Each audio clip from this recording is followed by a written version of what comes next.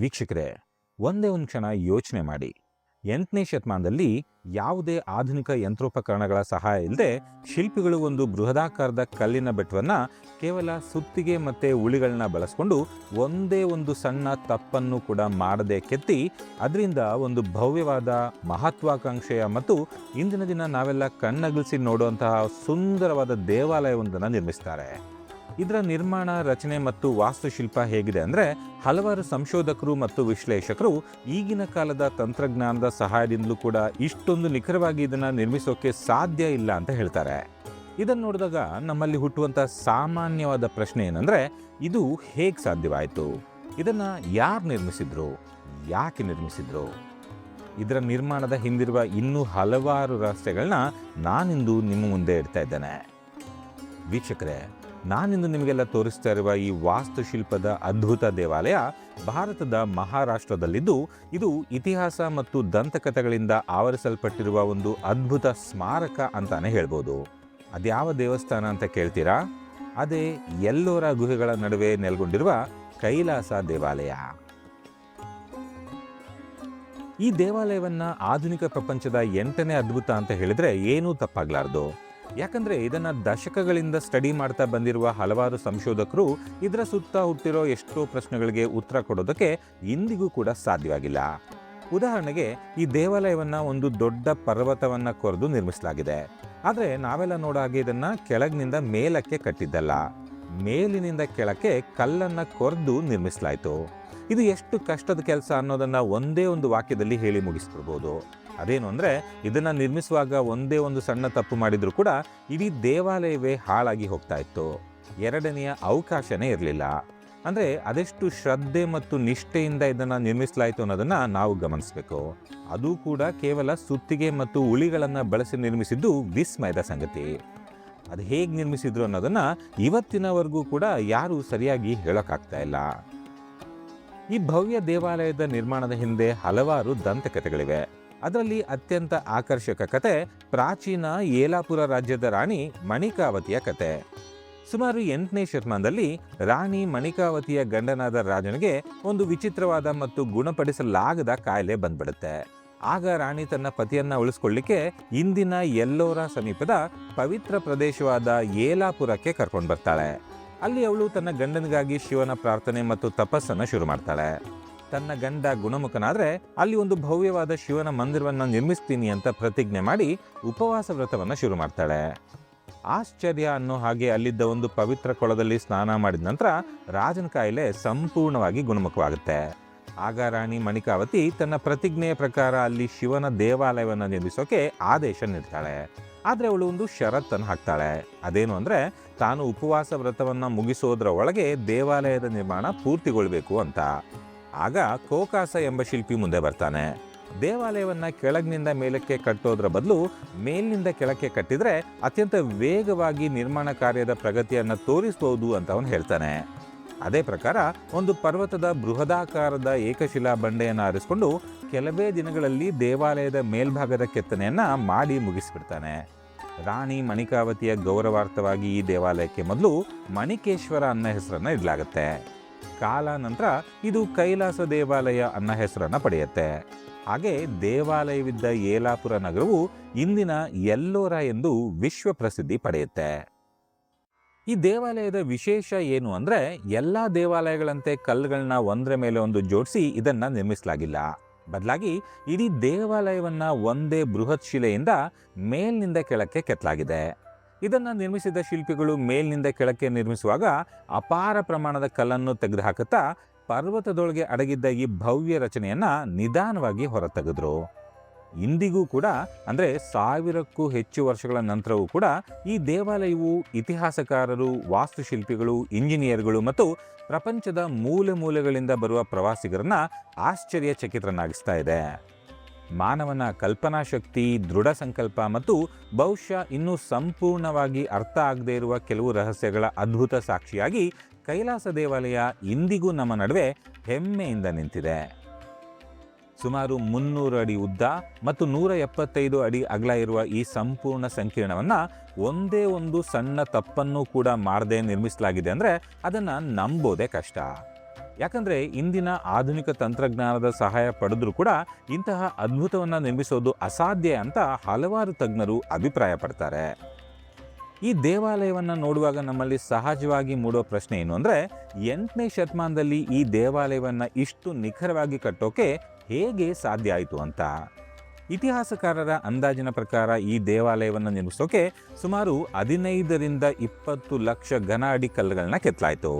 ಸಹ್ಯಾದ್ರಿ ಪರ್ವತ ಶ್ರೇಣಿಯ ಜ್ವಾಲಾಮುಖಿ ಮೂಲದ ಬಸಾಲ್ಟ್ ಶಿಲೆಯನ್ನ ನೇರವಾಗಿ ಕೆತ್ತುತ್ತಾ ಪರ್ವತದ ಮೇಲ್ಭಾಗದಿಂದ ಕೆಳಕ್ಕೆ ಆಳವಾದ ಕಂದಕಗಳನ್ನು ಕೊರೆಯುವ ಮೂಲಕ ಇದರ ನಿರ್ಮಾಣ ಕಾರ್ಯವನ್ನು ಶುರು ಮಾಡಲಾಯಿತು. ಆದರೆ ಕೈಲಾಸ ದೇವಾಲಯದ ಸುತ್ತಲಿನ ಅತಿ ದೊಡ್ಡ ರಹಸ್ಯಗಳಲ್ಲಿ ಒಂದಕ್ಕೆ ಇಂದಿಗೂ ಕೂಡ ಉತ್ತರ ಸಿಕ್ಕಿಲ್ಲ. ಅದೇನು ಅಂದರೆ, ದೇವಾಲಯ ನಿರ್ಮಿಸುವಾಗ ಕೆತ್ತಲಾದ ಅಷ್ಟೊಂದು ಪ್ರಮಾಣದ ಕಲ್ಲು ಎಲ್ಲಿ ಹೋಯಿತು ಅನ್ನೋದು. ಕೆಲವು ಸಿದ್ಧಾಂತಗಳ ಪ್ರಕಾರ ಕೆತ್ತಲಾದ ಕಲ್ಲನ್ನು ಕ್ರಮೇಣ ಬೇರೆ ನಿರ್ಮಾಣ ಕಾರ್ಯಗಳಿಗೆ ಬಳಸಲಾಯಿತು. ಇನ್ನೂ ಕೆಲವು ಅಭಿಪ್ರಾಯಗಳ ಪ್ರಕಾರ ದಶಕಗಳ ಕಾಲ ನಡೆದ ನಿರಂತರ ಕೆಲಸದ ಅವಧಿಯಲ್ಲಿ ಆ ಕಲ್ಲುಗಳನ್ನ ಸಣ್ಣ ತುಂಡುಗಳಾಗಿ ಒಡೆದು ವಿವಿಧ ಪ್ರದೇಶಗಳಿಗೆ ಸಾಗಿಸಲಾಯಿತು ಅಂತ ಹೇಳ್ತಾರೆ. ಆದರೆ ನಿಜ ಏನೇ ಆಗಿರಲಿ, ಇಷ್ಟು ದೊಡ್ಡ ಪ್ರಮಾಣದ ಕಲ್ಲು ಕಾಣೆಯಾಗಿರೋದಕ್ಕೆ ಸ್ಪಷ್ಟವಾದ ಸಾಕ್ಷ್ಯ ಇಂದಿಗೂ ಕೂಡ ದೊರೆತಿಲ್ಲ. ದೇವಾಲಯದ ನಿರ್ಮಾಣಕ್ಕೆ ಅತ್ಯಂತ ತಾರ್ಕಿಕ ವಿವರಣೆ ಅಂದರೆ ಇಲ್ಲಿ ದೊರೆಯೋ ಸ್ಥಳೀಯ ಬಸಾಲ್ಟ್ ಶಿಲೆಯ ವಿಶಿಷ್ಟ ಗುಣಲಕ್ಷಣಗಳಲ್ಲಿದೆ. ಇದರ ಹೊರಗಿನ ಪದರಗಳು ಮೃದುವಾಗಿದ್ದು ಸುಲಭವಾಗಿ ಕೆತ್ತಬಹುದಾಗಿದ್ರೆ, ಒಳಗಿನ ಗಟ್ಟಿಯಾದ ಭಾಗ ಸೂಕ್ಷ್ಮ ಕೆತ್ತನೆಗಳಿಗೆ ಬಲವಾದ ಆಧಾರವನ್ನು ಒದಗಿಸ್ತವೆ. ಇದನ್ನು ನಿರ್ಮಿಸುವಾಗ ಶಿಲ್ಪಿಗಳ ತಂಡಗಳು ಅತ್ಯಂತ ಸಮನ್ವಯದಿಂದ ಕೆಲಸ ಮಾಡಿದಿರಬಹುದು ಅಂತ ಹೇಳಲಾಗುತ್ತೆ. ಒಂದು ತಂಡ ದೊಡ್ಡ ಪ್ರಮಾಣದ ಕಲ್ಲುಗಳನ್ನ ತೆಗೆದು ಹಾಕ್ತಿದ್ರೆ, ಮತ್ತೊಂದು ತಂಡ ತಕ್ಷಣವೇ ಅದರ ಹಿಂದೆ ಬಂದು ಕಂಬಗಳು, ಗೋಡೆಗಳು ಮತ್ತು ಅಲಂಕಾರಿಕ ಶಿಲ್ಪಗಳನ್ನ ಅದ್ಭುತ ನಿಖರತೆಯಿಂದ ಕೆತ್ತುತ್ತಾ ಇದ್ರು ಅಂತ ನಂಬಲಾಗುತ್ತೆ. ಅನೇಕ ವಿದ್ವಾಂಸರು ಕೈಲಾಸ ದೇವಾಲಯದ ವಿನ್ಯಾಸವು ಪ್ರಾಚೀನ ದ್ರಾವಿಡ ಶೈಲಿಯ ದೇವಾಲಯಗಳಿಂದ, ವಿಶೇಷವಾಗಿ ಪಟ್ಟದಕಲ್ಲಿನ ವಿರೂಪಾಕ್ಷ ದೇವಾಲಯದಿಂದ ಪ್ರೇರಿತವಾಗಿದೆ ಅಂತ ಅಭಿಪ್ರಾಯ ಪಡ್ತಾರೆ. ವಿರೂಪಾಕ್ಷ ದೇವಾಲಯ ತನ್ನದೇ ಆದ ವಿಶಿಷ್ಟ ಮಹತ್ವ ಹೊಂದಿದ್ರೂ ಕೂಡ ಗಾತ್ರ ಮತ್ತು ಮಹತ್ವಾಕಾಂಕ್ಷೆಯ ವಿಷಯದಲ್ಲಿ ಕೈಲಾಸ ದೇವಾಲಯ ಅದನ್ನು ಸುಲಭವಾಗಿ ಮೀರಿಸ್ಬಿಡುತ್ತೆ. ಈ ದೇವಾಲಯದ ಒಳಗೆ ಕಾಲಿಟ್ಟಾಗ ಪುರಾಣ ಮತ್ತು ವಾಸ್ತುಶಿಲ್ಪ ಒಂದಾಗಿ ಬರ್ತಿರೋ ಮತ್ತೊಂದು ಲೋಕಕ್ಕೆ ಪ್ರವೇಶಿಸಿದ ಅನುಭವವನ್ನು ನೀಡುತ್ತೆ. ಪ್ರವಾಸಿಗರನ್ನ ಮೊದಲು ಸ್ವಾಗತಿಸೋದು ಇಲ್ಲಿನ ಅದ್ಭುತ ಕೆತ್ತನೆಗಳು. ಅವುಗಳಲ್ಲಿ ಪ್ರಮುಖವಾದುದು ಕಮಲದ ಮೇಲೆ ಆಸೀನಳಾಗಿರುವ ಗಜಲಕ್ಷ್ಮೀ ದೇವಿಯ ಭವ್ಯ ಶಿಲ್ಪ. 4 ಆನೆಗಳು ಆಕೆಯ ಮೇಲೆ ಪವಿತ್ರ ಜಲಾಭಿಷೇಕ ಮಾಡ್ತಾ ಇರುವ ದೃಶ್ಯ ಸಮೃದ್ಧಿ ಮತ್ತು ದೈವಿಕ ಆಶೀರ್ವಾದದ ಸಂಕೇತ ಅಂತ ನಂಬಲಾಗುತ್ತೆ. ದೇವಾಲಯದ ಮಧ್ಯಭಾಗದಲ್ಲಿ ಸುಮಾರು 96 ಅಡಿ ಎತ್ತರದ ಭವ್ಯ ಶಿಖರ ನೋಡುಗರ ಕಣ್ಮನ ಸೆಳೆಯುತ್ತೆ. ಅದರ ಅಷ್ಟಭುಜಾಕಾರದ ವಿನ್ಯಾಸ ಸಾಂಪ್ರದಾಯಿಕ ದ್ರಾವಿಡ ವಾಸ್ತುಶಿಲ್ಪದ ಸೊಬಗನ್ನ ಪ್ರತಿಬಿಂಬಿಸುತ್ತೆ. ಗರ್ಭಗುಡಿಯ ಸುತ್ತಲೂ ಸುಂದರವಾಗಿ ಕೆತ್ತಲಾದ ಸಭಾಮಂಟಪಗಳು ಮತ್ತು ಮಂದಿರಗಳಿದ್ದು, ಪ್ರತಿಯೊಂದು ಗೋಡೆಯೂ ಪ್ರತಿಯೊಂದು ಕಂಬವೂ ಅಸಾಧಾರಣ ಶಿಲ್ಪಕಲೆಯಿಂದ ಅಲಂಕರಿಸಲ್ಪಟ್ಟಿದೆ ಅನ್ನೋದು ವಿಶೇಷ. ಇವು ದೇವಾಲಯದ ಶಿಲ್ಪಿಗಳ ಅದ್ಭುತ ಪ್ರತಿಭೆಗೆ ಸಾಕ್ಷಿಯಾಗ್ತವೆ. ಬೃಹತ್ ಕಲ್ಲಿನ ಆನೆಗಳು ದೇವಾಲಯದ ಭಾರವನ್ನು ತಮ್ಮ ಬೆನ್ನಿನ ಮೇಲೆ ಹೊತ್ತಿರುವಂತೆ ನಿರ್ಮಿಸಲಾಗಿದೆ. ಇದರಿಂದ ಇಡೀ ದೇವಾಲಯವೇ ಅವುಗಳ ಮೇಲೆ ನಿಂತಿದೆ ಅನ್ನೋ ಭ್ರಮೆ ನಮ್ಮಲ್ಲಿ ಮೂಡುತ್ತೆ. ಪ್ರವೇಶ ದ್ವಾರದ ಸಮೀಪ ಸುಮಾರು 45 ಅಡಿ ಎತ್ತರದ ವಿಜಯ ಸ್ತಂಭಗಳು ಭಕ್ತರು ಮತ್ತು ಪ್ರವಾಸಿಗರನ್ನ ಭವ್ಯವಾಗಿ ಸ್ವಾಗತಿಸ್ತವೆ. ಮುಖ್ಯ ಗರ್ಭಗುಡಿಯ ಗೋಡೆಗಳ ಮೇಲೆ ಶಿಲ್ಪಿಗಳು ರಾಮಾಯಣ ಮತ್ತು ಮಹಾಭಾರತದ ಅದ್ಭುತ ದೃಶ್ಯಗಳನ್ನು ಮನಸೂರೆಗೊಳ್ಳೋ ರೀತಿಯಲ್ಲಿ ಕೆತ್ತಿದ್ದಾರೆ. ಇಲ್ಲಿ ನೀವು ಶ್ರೀರಾಮನ ವನವಾಸದ ಕಥೆಯನ್ನು ನೋಡ್ಬೋದು, ಸೀತೆಯ ಅಪಹರಣದ ಘಟನೆಯನ್ನ ಕಣ್ತುಂಬಿಕೊಳ್ಬೋದು. ಹಾಗೆ ಹನುಮಂತನು ವಾನರ ಸೇನೆಯನ್ನು ಮುನ್ನಡೆಸುತ್ತಾ ಲಂಕೆಯತ್ತ ಸಾಗೋದು, ಧರ್ಮ ಮತ್ತು ಅಧರ್ಮದ ನಡುವೆ ಅಂತಿಮ ಮಹಾಯುದ್ಧ ಹೇಗೆ ನಡೀತೆ ಅನ್ನೋದನ್ನು ಕೂಡ ಈ ಕಲ್ಲಿನ ಕಥೆಗಳು ಜೀವಂತವಾಗಿ ಚಿತ್ರಿಸ್ತವೆ. ಇನ್ನೊಂದು ಕಡೆ ಮಹಾಭಾರತದ ದೃಶ್ಯಗಳು, ಶ್ರೀಕೃಷ್ಣನ ಲೀಲೆಗಳು ಮತ್ತು ಪಾಂಡವರು ಹಾಗೂ ಕೌರವರ ಭವಿಷ್ಯವನ್ನ ನಿರ್ಧರಿಸಿದ ಮಹಾಯುದ್ಧದ ಕಥೆಯನ್ನು ಕೂಡ ನಾವಿಲ್ಲಿ ನೋಡ್ಬೋದು. ಐತಿಹಾಸಿಕ ದಾಖಲೆಗಳು ಮತ್ತು ಪುರಾತತ್ವ ಸಾಕ್ಷ್ಯಗಳ ಪ್ರಕಾರ ಒಂದು ಕಾಲದಲ್ಲಿ ಈ ದೇವಾಲಯವು ಹೊಳೆಯುವ ಬಿಳಿ ಸುಣ್ಣದ ಲೇಪನದಿಂದ ಆವೃತವಾಗಿತ್ತು. ಸೂರ್ಯನ ಬೆಳಕು ಅದರ ಮೇಲೆ ಬಿದ್ದಾಗ ಅದು ಶಿವನ ದಿವ್ಯ ನಿವಾಸವೆಂದು ಪರಿಗಣಿಸಲ್ಪಡುವ ಪವಿತ್ರ ಕೈಲಾಸ ಪರ್ವತದಂತೆ ಪ್ರಕಾಶಮಾನವಾಗಿ ಹೊಳಿತಾ ಇತ್ತು. ಅದನ್ನು ನೋಡಿದ ಆ ಕಾಲದ ಯಾತ್ರಿಕರಿಗೆ ಸ್ವರ್ಗದಲ್ಲಿರುವ ಕೈಲಾಸ ಪರ್ವತವೇ ಭೂಮಿಗೆ ಇಳಿದು ಬಂದಂಥ ಅನುಭವ ಆಗ್ತಾ ಇತ್ತಂತೆ. ಹೀಗಾಗಿ ಅವರೆಲ್ಲ ಇದನ್ನು ಕೈಲಾಸ ದೇವಾಲಯ ಅಂತ ಕರೆಯೋಕೆ ಶುರು ಮಾಡಿದ್ರು. ಅನೇಕ ವಿದ್ವಾಂಸರ ಪ್ರಕಾರ ಈ ದೇವಾಲಯವನ್ನ ಒಂದು ಕಾಲದಲ್ಲಿ ರಂಗಮಹಲ್ ಅಂತ ಕರೀಲಾಗ್ತಾ ಇತ್ತು. ಇದರ ಗೋಡೆಗಳು ಕೇವಲ ಕೆತ್ತನೆಗಳಿಂದ ಮಾತ್ರ ಅಲಂಕರಿಸಲ್ಪಟ್ಟಿರಲಿಲ್ಲ. ಅವು ವರ್ಣರಂಜಿತ ಚಿತ್ರಕಲೆಗಳಿಂದ ಕೂಡ ಜೀವಂತವಾಗಿದ್ವು. ದೇವತೆಗಳು, ಅರಸರು, ದಿವ್ಯ ಜೀವಿಗಳು, ರಾಜರು ಮತ್ತು ವೀರರ ಕಥೆಗಳು ಕಲ್ಲಿನ ಗೋಡೆಗಳ ಮೇಲೆ ಅದ್ಭುತ ಬಣ್ಣಗಳಲ್ಲಿ ಚಿತ್ರೀಕರಿಸಲ್ಪಟ್ಟಿದ್ವು.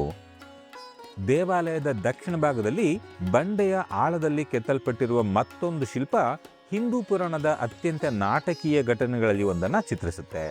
ಅದು ಲಂಕೆಯ 10 ತಲೆಗಳ ರಾಕ್ಷಸ ರಾಜ ರಾವಣನ ಕತೆ. ಅಹಂಕಾರ ಮತ್ತು ಅಪಾರ ಶಕ್ತಿಯಿಂದ ಉನ್ಮತ್ತನಾದ ರಾವಣ ಶಿವನ ಪವಿತ್ರ ನಿವಾಸವಾದ ಕೈಲಾಸ ಪರ್ವತವನ್ನೇ ಎತ್ತೋಕೆ ಪ್ರಯತ್ನಿಸ್ತಾನೆ. ಆಗ ರಾವಣನ ಅಸಾಧಾರಣ ಬಲದಿಂದ ಇಡೀ ಕೈಲಾಸ ಪರ್ವತವೇ ನಡುಗ್ತಾ ಇರುವ ಕ್ಷಣವನ್ನ ಈ ಶಿಲ್ಪ ಅತ್ಯಂತ ನಿಖರವಾಗಿ ಚಿತ್ರಿಸುತ್ತೆ. ಭವ್ಯವಾದ ಗೋಪುರದ ಮೂಲಕ ಒಳಗೆ ಪ್ರವೇಶಿಸಿದಾಗ ಹೊರಗಿನ ಪ್ರಪಂಚದ ಗದ್ದಲ ನಿಧಾನವಾಗಿ ಕಣ್ಮರೆಯಾಗುತ್ತೆ. ಮುಂದಕ್ಕೆ ಸಾಗಿದಂತೆ ದಾರಿಗಳು ಸಣ್ಣದಾಗ್ತವೆ, ಸಭಾಂಗಣಗಳು ಇನ್ನೂ ಕತ್ತಲೆ ಆಗ್ತವೆ. ಪ್ರತಿಯೊಂದು ಹೆಜ್ಜೆ ಕೂಡ ನಿಮ್ಮನ್ನ ಇನ್ನಷ್ಟು ಒಳಗೆ ಕರೆದೊಯ್ಯುತ್ತೆ. ನೀವು ದೇವಾಲಯದ ಅತ್ಯಂತ ಪವಿತ್ರ ಭಾಗವಾದ ಗರ್ಭಗುಡಿಯನ್ನು ತಲುಪುವಷ್ಟರಲ್ಲಿ ಈ ಪ್ರಯಾಣ ಕೇವಲ ದೈಹಿಕವಾಗಿರಲಿಲ್ಲ ಅನ್ನೋದು ನಿಮಗೆ ಗೊತ್ತಾಗ್ಬಿಡುತ್ತೆ. ನೀವಿಟ್ಟ ಪ್ರತಿಯೊಂದು ಹೆಜ್ಜೆ ಕೂಡ ನಿಮ್ಮನ್ನ ಇನ್ನಷ್ಟು ಆಳವಾದ, ಇನ್ನಷ್ಟು ಆಧ್ಯಾತ್ಮಿಕವಾದ ಅನುಭವದ ಕಡೆಗೆ ಕರೆದೊಯ್ಯುತ್ತೆ. ದೇವಾಲಯದ ವಿನ್ಯಾಸ ಆತ್ಮವು ಶಿವನ ದಿವ್ಯ ಸಾನ್ನಿಧ್ಯದತ್ತ ಸಾಗುವ ಪ್ರಯಾಣವನ್ನ ಪ್ರತಿಬಿಂಬಿಸುವಂತೆ ಕಾಣುತ್ತೆ. ಇಲ್ಲಿ ದಿನವಿಡೀ ಬೆಳಕು ಮತ್ತು ನೆರಳುಗಳು ಕಲ್ಲಿನ ಮೇಲ್ಮೈಗಳ ಮೇಲೆ ನೃತ್ಯ ಮಾಡ್ತವೆ. ಇಲ್ಲಿ ಸೂರ್ಯನ ಒಂದೇ ಒಂದು ಕಿರಣ ಇಡೀ ಶಿಲ್ಪಕ್ಕೆ ಜೀವ ತುಂಬಬಲ್ಲದು. ಕತ್ತಲೆ ಮತ್ತು ಬೆಳಕಿನ ಈ ಅದ್ಭುತ ಸಂಗಮವು ಹಿಂದೂ ಧರ್ಮದ ಅತ್ಯಂತ ಗಾಢವಾದ ತತ್ವಗಳಲ್ಲಿ ಒಂದನ್ನು ಪ್ರತಿಬಿಂಬಿಸುತ್ತೆ. ಅದೇನು ಅಂದರೆ ಅಜ್ಞಾನದಿಂದ ಜ್ಞಾನದತ್ತ ಸಾಗೋದು, ಭೌತಿಕ ಜಗತ್ತಿನಿಂದ ಆಧ್ಯಾತ್ಮಿಕ ಜಾಗೃತಿಯತ್ತ ಏರೋದು. ಆದ್ದರಿಂದ ಕೈಲಾಸ ದೇವಾಲಯ ಕೇವಲ ಒಂದು ವಾಸ್ತುಶಿಲ್ಪದ ಅದ್ಭುತ ಮಾತ್ರ ಅಲ್ಲ, ಇದು ಜ್ಞಾನೋದಯದ ಮಾರ್ಗವನ್ನು ಕಲ್ಲಿನಲ್ಲಿ ಕೆತ್ತಿದ ಒಂದು ಸಾಂಕೇತಿಕ ನಕ್ಷೆ ಅಂತ ಕೂಡ ಹೇಳಲಾಗುತ್ತೆ. ಇದಕ್ಕಾಗಿ ಇದನ್ನ ಕೆಲವರು ಜಗತ್ತಿನ 8ನೇ ಅದ್ಭುತ ಅಂತ ಕೂಡ ಕರೀತಾರೆ. ಶತಮಾನಗಳೇ ಕಳೆದರೂ ಕೂಡ ಕೈಲಾಸ ದೇವಾಲಯ ತನ್ನ ಅಸ್ತಿತ್ವವನ್ನು ಅದ್ಭುತವಾಗಿ ಉಳಿಸ್ಕೊಂಡಿದೆ. ಕೆಲವು ದಂತಕಥೆಗಳ ಪ್ರಕಾರ ಮೊಘಲ್ ಚಕ್ರವರ್ತಿ ಔರಂಗಜೇಬನ ಕಾಲದಲ್ಲಿ ಈ ದೇವಾಲಯವನ್ನು ಹಾನಿಗೊಳಿಸಲು ಪ್ರಯತ್ನಿಸಲಾಗಿತ್ತು ಅಂತ ಹೇಳಲಾಗುತ್ತೆ. ಈ ಕಥೆಗಳು ಸಂಪೂರ್ಣವಾಗಿ ಸತ್ಯವೇ ಎಂಬುದನ್ನು ಇನ್ನೂ ಯಾರೂ ಖಚಿತಪಡಿಸಿಲ್ಲ. ಆದರೆ ಒಂದು ವಿಷಯ ಮಾತ್ರ ನಿಜ, ಅಸಂಖ್ಯಾತ ಸವಾಲುಗಳನ್ನು ಎದುರಿಸಿದ್ರೂ ಕೂಡ ಈ ದೇವಾಲಯ ಇನ್ನೂ ಕೂಡ ಉಳ್ಕೊಂಡಿದೆ. ಇಂದಿಗೂ ಕೂಡ ಮಾನವ ಕುಲದ ಅತ್ಯಂತ ಅಸಾಧಾರಣ ಸಾಧನೆಗಳಲ್ಲಿ ಒಂದಾಗಿ ನಮ್ಮ ನಡುವೆ ಹೆಮ್ಮೆಯಿಂದ ನಿಂತಿದೆ. ಈ ದೇವಾಲಯವನ್ನು ನಿರ್ಮಿಸಿದ್ದು ಮಾನವನ ಅಸಾಮಾನ್ಯ ಪರಿಶ್ರಮ, ಅಚಲ ಭಕ್ತಿ ಮತ್ತು ಅದ್ಭುತ ಇಂಜಿನಿಯರಿಂಗ್ ಕೌಶಲ್ಯ ಅನ್ನೋದನ್ನು ನಾವು ಒಪ್ಪಿಕೊಳ್ಳಬೇಕು. ಕೆಲವು ಅಂದಾಜುಗಳ ಪ್ರಕಾರ 7,000 ಕಾರ್ಮಿಕರು ಸುಮಾರು 18 ವರ್ಷಗಳ ಕಾಲ ಈ ದೇವಾಲಯಕ್ಕೆ ದುಡಿದಿರಬಹುದು ಅಂತ ಹೇಳಲಾಗುತ್ತೆ. ದಿನದಿಂದ ದಿನಕ್ಕೆ, ವರ್ಷದಿಂದ ವರ್ಷಕ್ಕೆ ಸುಡು ಬಿಸಿಲಿನ ಕೆಳಗೆ ನಿಂತು ಅವರು ಪರ್ವತವನ್ನು ನಿಧಾನವಾಗಿ ಕೆತ್ತುತ್ತಾ ಹೋಗ್ತಾರೆ. ಅಂದಿನ ಜಗತ್ತು ಅಲ್ಲಿಯವರೆಗೂ ಕಂಡಿರದಷ್ಟು ಭವ್ಯವಾದ ಒಂದು ಯೋಜನೆಯ ಭಾರ ಅವರ ಭುಜಗಳ ಮೇಲೆ ಇತ್ತು ಅನ್ನೋದನ್ನು ನಾವು ಇಲ್ಲಿ ಗಮನಿಸಬೇಕು. ಆದರೂ ಅವರು ತಮ್ಮ ಕೆಲಸವನ್ನು ನಿಲ್ಲಿಸಲಿಲ್ಲ. ಯಾಕಂದರೆ ಅವರು ಕೇವಲ ಒಂದು ದೇವಾಲಯವನ್ನು ನಿರ್ಮಿಸ್ತಾ ಇರಲಿಲ್ಲ, ಅವರು ಇತಿಹಾಸವನ್ನೇ ಕಲ್ಲಿನಲ್ಲಿ ಕೆತ್ತಾ ಇದ್ರು. ಸಂಶೋಧಕರ ಅಂದಾಜಿನ ಪ್ರಕಾರ ಈ ದೇವಾಲಯವನ್ನು ನಿರ್ಮಿಸೋಕೆ ಲಕ್ಷಾಂತರ ಟನ್ಗಳಷ್ಟು ಕಲ್ಲುಗಳನ್ನ ತೆಗೆದುಹಾಕಲಾಯಿತು. ಆದರೆ ನಿಜವಾದ ಸವಾಲಿದ್ದದ್ದು ಕೇವಲ ಕಲ್ಲುಗಳನ್ನು ತೆಗೆದುಹಾಕೋದ್ರಲ್ಲ, ಅದನ್ನು ಒಂದೇ ಒಂದು ತಪ್ಪಿಲ್ಲದೆ ಮಾಡೋದು. ಸಾಮಾನ್ಯ ಕಟ್ಟಡಗಳಲ್ಲಿ ಯಾವುದಾದ್ರೂ ತಪ್ಪಾದರೆ ನಾವು ಹೊಸ ವಸ್ತುಗಳನ್ನು ಸೇರಿಸಿ ಅದನ್ನು ಸರಿ ಮಾಡಿಬಿಡ್ತೀವಿ. ಆದರೆ ಕೈಲಾಸ ದೇವಾಲಯದ ವಿಷಯದಲ್ಲಿ ಅದು ಸಾಧ್ಯವೇ ಇರಲಿಲ್ಲ. ಯಾಕಂದರೆ ಈ ದೇವಾಲಯವನ್ನು ಮೇಲಿನಿಂದ ಕೆಳಗೆ ಕೆತ್ತಲಾಗ್ತಾ ಇತ್ತು. ನಮಗೆಲ್ಲ ಗೊತ್ತಿರೋ ಹಾಗೆ ಒಮ್ಮೆ ಕಲ್ಲನ್ನು ತಪ್ಪಾಗಿ ಕೆತ್ತಿದ್ರೆ ಅದನ್ನು ಮತ್ತೆ ಹಿಂದಿನ ಸ್ಥಿತಿಗೆ ತರೋಕೆ ಸಾಧ್ಯವೇ ಇಲ್ಲ. ಹೀಗಾಗಿ ಒಂದೇ ಒಂದು ಸಣ್ಣ ತಪ್ಪಾದರೂ ಕೂಡ ದಶಕಗಳ ಕಾಲದ ಪರಿಶ್ರಮ ಸಂಪೂರ್ಣವಾಗಿ ವ್ಯರ್ಥವಾಗಿ ಬಿಡ್ತಾ ಇತ್ತು. 12 ಶತಮಾನಗಳಿಗಿಂತಲೂ ಹೆಚ್ಚು ಕಾಲ ಕಳೆದಿದ್ರೂ ಕೂಡ ಕೈಲಾಸ ದೇವಾಲಯ ನೋಡುಗರಲ್ಲಿ ವಿಸ್ಮಯವನ್ನು ಹುಟ್ಟಿಸ್ತಲೇ ಇದೆ. ಮತ್ತು ಇಲ್ಲಿಂದಲೇ ಮತ್ತೊಂದು ವಿಭಿನ್ನ ಸಿದ್ಧಾಂತ ಕೂಡ ಆರಂಭ ಆಗುತ್ತೆ. ಇದು ಸಾಂಪ್ರದಾಯಿಕ ವಿವರಣೆಗಳನ್ನು ಮೀರಿ ಊಹಾಪೋಹ, ರಹಸ್ಯ ಮತ್ತು ಅಜ್ಞಾತದ ಪ್ರಪಂಚಕ್ಕೆ ನಮ್ಮನ್ನು ಕರೆದೊಯ್ಯುತ್ತೆ. ಈ ಹಂತದಲ್ಲಿ ಕೈಲಾಸ ದೇವಾಲಯದ ರಹಸ್ಯ ಇನ್ನಷ್ಟು ಕುತೂಹಲಕಾರಿಯಾಗುತ್ತೆ. ಕೆಲವು ಸಂಶೋಧಕರು, ಇತಿಹಾಸಕಾರರು ಮತ್ತು ಪರ್ಯಾಯ ಇತಿಹಾಸದ ಅಧ್ಯಯನಕಾರರು ಕೈಲಾಸ ದೇವಾಲಯದ ನಿರ್ಮಾಣವನ್ನು ಕೇವಲ ಸರಳ ಸಾಧನಗಳು ಮತ್ತು ಮಾನವನ ಪರಿಶ್ರಮದಿಂದ ಮಾತ್ರ ಸಂಪೂರ್ಣವಾಗಿ ವಿವರಿಸೋಕೆ ಸಾಧ್ಯ ಇಲ್ಲ ಅಂತ ವಾದಿಸ್ತಾರೆ. ಅವರ ಪ್ರಕಾರ ದೇವಾಲಯದ ಅದ್ಭುತ ನಿಖರತೆ, ತೆಗೆದುಹಾಕಲಾದ ಕಲ್ಲಿನ ಅಪಾರ ಪ್ರಮಾಣ ಮತ್ತು ಸೂಕ್ಷ್ಮವಾದ ಕೆತ್ತನೆಗಳ ಸಂಕೀರ್ಣತೆ ಇವೆಲ್ಲವೂ ಇದರ ಹಿಂದೆ ಇನ್ನೇನೋ ಹೆಚ್ಚುವರಿ ಅಂಶ ಇರಬಹುದು ಅನ್ನೋ ಸೂಚನೆಯನ್ನು ನೀಡ್ತವೆ. ಇದನ್ನು ನಿರ್ಮಿಸಿದ ಶಿಲ್ಪಿಗಳಿಗೆ ಆಧುನಿಕ ಮಾನವನಿಗೆ ಗೊತ್ತಿಲ್ಲದ ನಿರ್ಮಾಣದ ತಂತ್ರಜ್ಞಾನಗಳೇನಾದರೂ ಗೊತ್ತಿದ್ವಾ ಅನ್ನೋದು ಮುಖ್ಯವಾದ ಸಿದ್ಧಾಂತ. ಈ ಸಿದ್ಧಾಂತಗಳನ್ನು ಬೆಂಬಲಿಸುವವರ ದೃಷ್ಟಿಯಲ್ಲಿ ಕೈಲಾಸ ದೇವಾಲಯವು ಬಹುತೇಕ ಅತಿಯಾಗಿ ಪರಿಪೂರ್ಣವಾಗಿ ಕಾಣುತ್ತೆ. ಅಂದರೆ it is more than perfect ಅಂತ. ಕೆಲವರು ಇನ್ನೂ ಮುಂದೆ ಹೋಗಿ ಇದನ್ನು ನಿರ್ಮಿಸುವಾಗ ಬಹುಶಃ ಭೂಮಿಯ ಹೊರಗಿನ ಯಾವುದೋ ಬುದ್ಧಿವಂತ ಜೀವಿಗಳ ಸಹಾಯ ದೊರಕಿರಬಹುದೇ ಅನ್ನೋದನ್ನು ಕೂಡ ಪ್ರಶ್ನೆ ಮಾಡ್ತಾರೆ. ಅಂದರೆ ಎಕ್ಸ್ಟ್ರಾ ಟೆರೆಸ್ಟ್ರಿಯಲ್ ಥಿಯರಿಯನ್ನು ಕೂಡ ಅವರು ಈ ದೇವಸ್ಥಾನಕ್ಕೆ ಲಿಂಕ್ ಮಾಡ್ತಾರೆ. ಅಂದರೆ ಎಕ್ಸ್ಟ್ರಾ ಟೆರೆಸ್ಟ್ರಿಯಲ್ ಜೀವಿಗಳೇನಾದರೂ ಈ ದೇವಾಲಯದ ನಿರ್ಮಾಣಕ್ಕೆ ಸಹಾಯ ಮಾಡಿರಬಹುದೇ ಅನ್ನೋದನ್ನು ಕೇಳ್ತಾರೆ. ಕೈಲಾಸ ದೇವಾಲಯದ ರಹಸ್ಯ ಇಲ್ಲಿಗೆ ಮುಗಿಯೋದಿಲ್ಲ. ಈ ದೇವಾಲಯದ ಆಳದಲ್ಲಿ ಮತ್ತೊಂದು ಕತೆ ಅಡಗಿದೆ. ದೇವಾಲಯದ ಕೆಳಗೆ ಮತ್ತು ಅದರ ಸುತ್ತಮುತ್ತಲಿನ ಪ್ರದೇಶದಲ್ಲಿ ಹಲವಾರು ಗುಪ್ತ ಕೋಣೆಗಳು ಇದ್ವಂತೆ. ಬ್ರಿಟಿಷರ ಆಳ್ವಿಕೆಯ ಕಾಲದಲ್ಲಿ ಇವುಗಳನ್ನ ಮುಚ್ಚಲಾಯಿತು ಅನ್ನೋ ಕಥೆಗಳು ಇನ್ನೂ ಕೂಡ ಹರಿದಾಡ್ತವೆ.